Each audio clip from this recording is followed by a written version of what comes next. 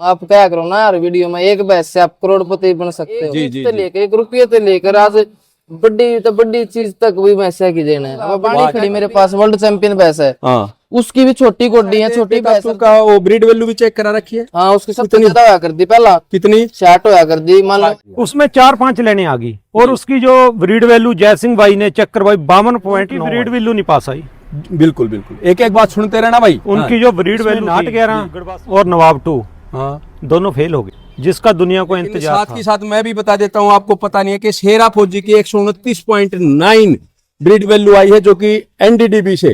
वो सब breed value तो जरूर करानी चाहिए, ब्रीड वैल्यू तो ही मतलब न्यू क्लियर हो जाए, इसके दूध के बच्चे आएंगे ही आएंगे। हर पशुपालक के लिए ये सबक है भाई कि जो भी सीमन बेचता है अपने ब्रीड वैल्यू जरूर चेक करानी चाहिए, जब भी किसानों का भला हो सकता है। और ये शुरुआत जो भाइयों ने करी बहुत बड़ी है। कितनी सख्ताई थी फौजी साहब, कती एक आंगली भी टच नहीं करनी भैंस का, ना नाल देनी ना कुछ दाना खा कर दे। 5 लाख रुपए इनाम दे कोई। दिलबाग से भी बड़े बड़े बुलों के आज सीमन बिक रहे हैं, लेकिन किसी पशुपालक ने आगे आकर के ये नहीं कहा मेरे के सीमन नहीं है, वो अपना बैग भरने में लग रहे हैं, अपने सीमन बेचने में लग रहे हैं।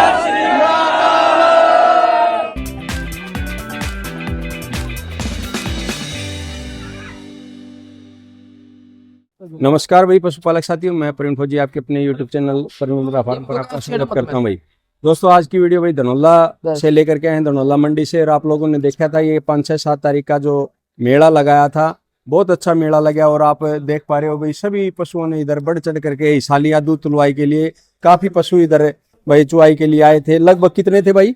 40 भैंस थी, 40 भैंसे के लगभग इधर पार्टिसिपेट किया। और आपको पता है भाई, फर्स्ट सेकंड थर्ड तो 3 ही रहनी है, लेकिन सभी ने अच्छा जोरदार प्रदर्शन किया। और सबसे बड़ी खुशी बात यह है कि इस वीडियो के माध्यम से मैं बता देना चाहता हूं कि भाई ये दूसरी बार ऐसा होया है कि पिछली बार भी भाई ने जो ट्रैक्टर जीते, आपकी बार भी जो ट्रैक्टर जीते प्रथम रहा है। और उस भाई से आज आप लोगों को मिलाएंगे, जो कि मंजीत बेसवाल के नाम से जाना जाता है। छोटी उम्र का है, लेकिन नॉलेज कहते हैं ना, छोटी उम्र में बड़ी उम्र में जरूरी नहीं है कि भाई बड़ा होना ही जरूरी होती है, नॉलेज कभी भी हो सकती है। और आज वो सिद्ध करके दिखाया है कि अपने दम पे के पशुओं को कैसे तैयार किया जा सकता है, कैसे हम उसका दूध जितनी कैपेसिटी है उसका तुलवा सकते हैं। तो इस टाइप की बातें करेंगे, उसके डाइट प्लान के बारे में पूछेंगे, कैसे रख रखाव रहा, क्या कठिनाई आई, ताकि जो नए पशुपालक साथी भाई से लाइन में आते हैं तो उनको भी सीखने को मिले, अपना अच्छा पशुधन तैयार कर सके। नमस्कार जी भाई।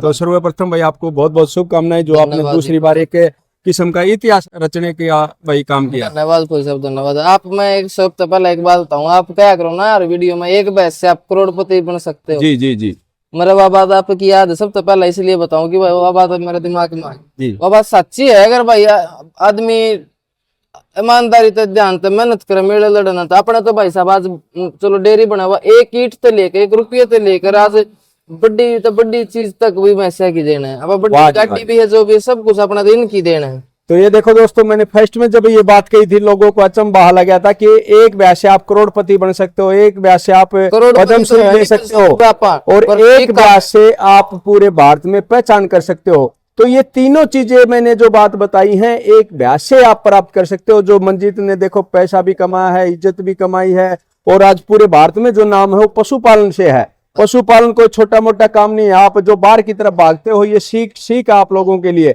आज शायद जो पशुपालन में कोई एक आधा चेहरा होगा जो आज मंजीत को नहीं जानता हो, बिल्लू सरदार को नहीं जानता हो, पवित्र गिल को नहीं जानता हो, सन्नी को नहीं जानता हो, कर्मवीर को नहीं जानता हो, नरेंद्र सेक्रेटरी को नहीं जानता हो। तो इनकी जो पहचान बनी है पशुपालन से बनी है भाई। इज्जत की बात बताता हूँ फौजी साहब, मान लो आप तो पशुपालन आदमी है जी जी, रात में बरनाले का SSP जी, उसके भेजे मान लो अफसर स्पेशल मिलना है, मान लो उसकी कितनी बड़ी पोस्ट है, एक मैं मैस रखने आया हूँ, बस ये सब भाई साहब वैसे ही देना है। तो SP साहब के बारे में बताया, मैं तो ये कहता हूँ एक दिन वो दिन आएगा भाई, मुख्यमंत्री प्रधानमंत्री पशुपालक से मिलते हैं, और मिले भी हैं पहले उस भैंस को देखने के लिए, उस बुल को देखने के लिए, और आज उस भैंस से भी मिलाएंगे भाई। जो मैं ये कहता हूँ पंजाब में आकर के जो भाई ने पहचान बनाई है, और जो प्रथम स्थान पे रही है, प्रथम कौन सी रही भाई है? प्रथम ये रही फौजी साहब, पिछली बार भी अपनी ये थी प्रथम इधर, वो भी लगभग 29 किलो। पिछली बार कौन सी बैच थी? वो राजस्थान वाली थी, अपन राजस्थान तक खरीदी। क्या नाम था उसका? उसका अपन नाम दे रहा था वो मन्नत। अच्छा, सेल कर दियो ना अपने पास ही है। और ये क्या नाम है इसका? इसका सुंदरा। सुंदरा। सुंदरा ये पवित्र वाली भाई? हाँ, ये बिल्लू तो बेच दी थी। अच्छा। आप मान ले बिल्लू दो रहे तो मेला लड़न वास्ते मंगाई थी ये जी। बाकी बिल्लू की मेरी भैंस सारी इकट्ठी हुए हैं। मन्नत अपने पास खड़ी है, 20 दिन पहला बच्चा दे दिया, उसने पीडीएफ पे लड़ाऊंगे। बाणी मेरे पास खड़ी है। कद काठी देख सकते हो, लंबे हाइट देख सकते एक फौजी साहब बताना चाहूंगा, बाणी खड़ी मेरे पास वर्ल्ड चैंपियन भैंस है। हाँ, उसकी भी छोटी गोड्डी है, छोटी भैंस है, दूध देती है। मैं कहता हूँ भाई साहब उच्ची भैंस दूध नहीं देती ना, उससे मतलब बिल्कुल भाई, आज आपसे काफी सीखने को मिलेगा। जैसे भाई लंबे तो सफेदे भी बढ़ जाते हैं। हाँ, सफेदा लेकिन बढ़ा फल होता तो है, नहीं लगता। कुछ नहीं होता। अमरूद नींबू छोटे भी देखियो होते हैं भैंस भाई साहब। और ये देखो भाई छोटे हाइट की। और आप मुर्रा की क्या पहचान बताना चाहोगे जो भाई? देखियो जी, करेक्ट। जो सौदा बड़ा होना चाहिए मैं इसका बाणी है। हाँ। ये जो बाणी सुंदरा रेशमा, ये दुनिया की मानी जानी गिनी चुनी भैंस है। जी, जी। मैं तो अपने सौभाग्य मानू, मेरे घर आई या सुंदरा बाणी इंडिया की सिरे की टॉप की दोनों भैंस खड़ी है। जी। दिलरुबा, मतलब ये इनके पेट बड़े हैं। कितना दूध निकाल के आज प्रथम रही है? भाई साहब 20 दिन की ब्याई हुई है, मेला इड़ लगी। मेला हाँ। 20 दिन की ब्याई ने 29.5 किलो था, 150 ग्राम कम रहा। 29,376 रहा। इस अडर क्वालिटी देखो भाई। इसके नीचे बच्चा कौन सा है? बच्चा इसके नीचे कटड़ी है, कटड़ी कौन सी सीमन? बेताब 2 की। बेताब 2 की। तो ये देखो भाई, बेताब 2 का ये रिजल्ट है। कटड़ी है, कटड़ा भाई? कटड़ी है भाई। और काफी अभी भैंस है, लेकिन बच्चा थोड़ा छोटी हाइट की कह सकते हैं। आपने शायद बेताब 2 का वो ब्रीड वैल्यू भी चेक करा रखी है? हाँ, उसकी सबसे ज्यादा होया कर दी पहला। कितनी? 60 होया कर दी। फौजी साहब अपने 5 बुल थे जी। बेताब 2, बेताब 2, धन्ना 2, धन्ना 2, 855 जी, नवाब 2, नवाब 2, नाट 11। हाँ इसमें नाट 11 और नवाब 2 हाँ दोनों फेल हो गए, जी। जिसका दुनिया को इंतजार था। मैं भी किसी प्राइवेट सीमन से, बैंक से उनका सीमन तैयार करके बेच सकता था। उनकी ब्रीड वैल्यू नहीं पास आई।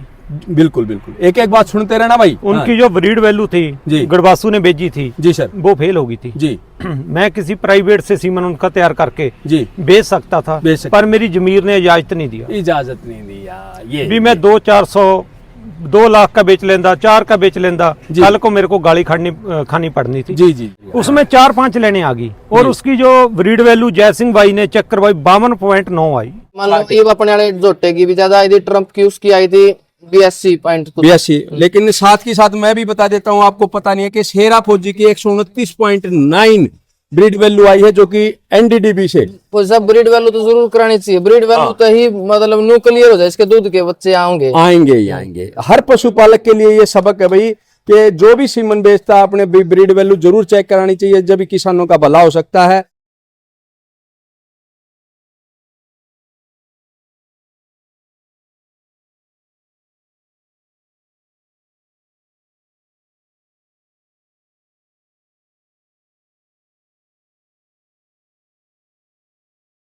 और ये शुरुआत जो भाइयों ने करी बहुत बड़ी है कि भाई ब्रीड वैल्यू से ये पता चलता है कि उसके बच्चे अच्छे आएंगे, दूध भी आएंगे ही आएंगे। ठीक। या मान लो फीड और मान लो भाई साहब ब्रीड, हाँ। दोनों चीज बढ़िया रखो जब वो होगा। जी फीड आप अपनी खुद की फीड आती है सरी श्याम पशुआर फौजी साहब। जी।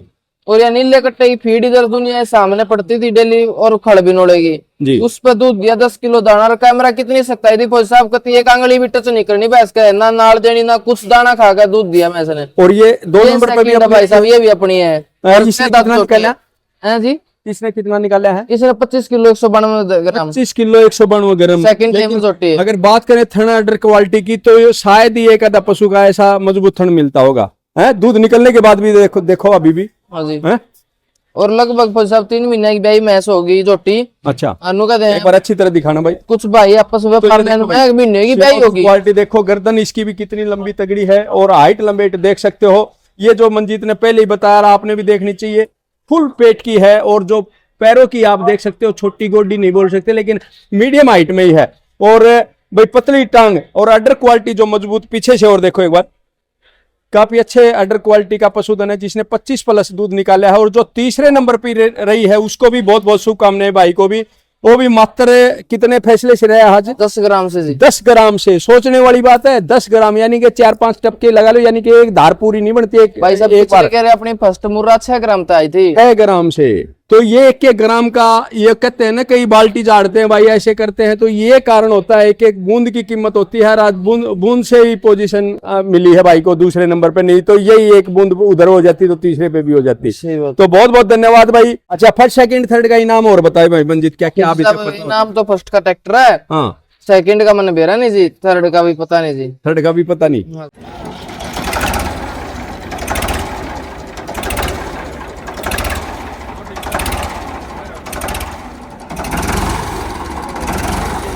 अच्छा, सिर्फ मिल्किंग पे आए थे?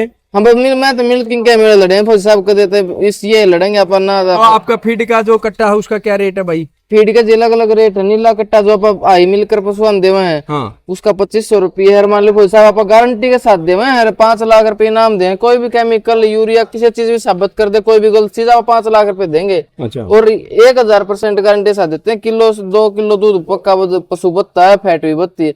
मान लो अपना जिंदगी की मेहनत है ना, 8-10 साल का जो भाई साहब अनुभव है, वो सारा उसमें जोक रखा है। और आपका बुल कौन सा सीमन पे? बुल तो जी अपना जो दिलबाग था उसका तो सीमन आना है बंद कर दिया जी, बेच देने उसका सट्टा। ये देखो भाई, मैं भाई को है ना बड़ा बहुत बड़ी धन्यवाद डिमांड देता है। हूं।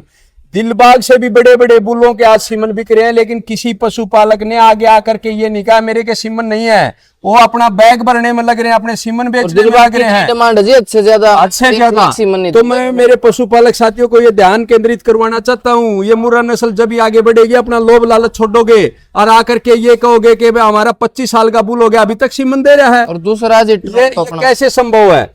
तो ये सोचने वाली बात है पूरे भारतवासियों को। दिलबाग की उम्र भाई साहब मैंने बेरा नहीं, लगभग वही होगी 15, 2, 17, 18, 19 साल हुए। एक स्वस्थ बुल कितने दिन तक सही सीमन दे सकता है भाई? भाई साहब फौजी साहब जो सरकार कहती है सेवा करे तो 20 साल तक छोटा सीमन दे दे। 20 साल का, यानी कि भाई 3 साल से 2.5-3 साल के वो भी आता है, और टोटल 20 साल तक वो आराम दे से सकता है अच्छी समय। हाँ। लेकिन भाई मैं यही कहूंगा, जो भी सीमन का अगर नहीं देता तो बताना भी चाहिए भाई हमारा नहीं देता। हाँ, मान लो फौजी साहब बेरा है, जैसे आपका है अभी दिलबाग, अभी मान लिया आपने ये बात नहीं बोलोगे तो लोग उसके पीछे से डुप्लीकेट सीमन बेचते रहते हैं। मैं तो भाई साहब बेरा है, दिलबाग सीमन तो दे दे। हाँ, लेकिन मैं इतना खिसड़ा कौन करता फौजी साहब। मान लो ठीक है, खड़िया पर सेवा करेंगे, मान लो उसके एक आधा कलेक्शन ले भी ले, तो भाई साहब मान लो अपना पर्सनली एक आधा आदमी देने पड़ जाए ना, तो मैं कति बेचना सीमन उसका बंद कर दिया, क्योंकि पैर में चोट भाई साहब। कलेक्शन तो भी लिया था उसका, फिर ज्यादातर हो जाए, फिर इस उम्र में हम उसने दुखी नहीं कर दे। मान लो ना अपन उस तो लालच उसका दिया कुछ बहुत कुछ। ट्रम्प का क्या रिकॉर्ड आपका? ट्रम्प की माँ भाई साहब NDRI में मिल्क ब्यूटी में फर्स्ट रही। खुद ट्रम्प की माँ 25 किलो की, ट्रम्प की सिस्टर ने 2 दांत ने 20 किलो दूध तुला रखा है। ट्रम्प की माँ की बहन ने 23 किलो दूध फैक्ट्री के पास आई थी, उसने दे रखा है। फादर साइड उसका 20 माह। और ट्रम्प की नानी फौजी साहब राजगढ़ राजस्थान में खड़ी 23 किलो दूध उसने दिया। और नानी की माँ भी उनके घर खड़ी थी, 22-23 किलो दूध उसने दिया।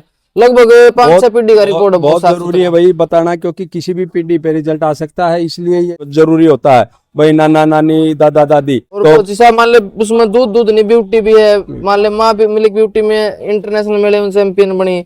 ऑर्डर थन की बहुत अच्छी, लेकिन फौजी साहब अपन तो बीज जितने हो जाए इस सौदे में टाइम नहीं लगता होगा सीमन सेल। बहुत बहुत शुभकामनाएं भाई। और जो साथी पूछे हैं एक बार, नमस्कार जी भाई साहब। राम राम भाई साहब। क्या कहना चाहोगे भाई अपनी भैंस से आज प्रथम रही है?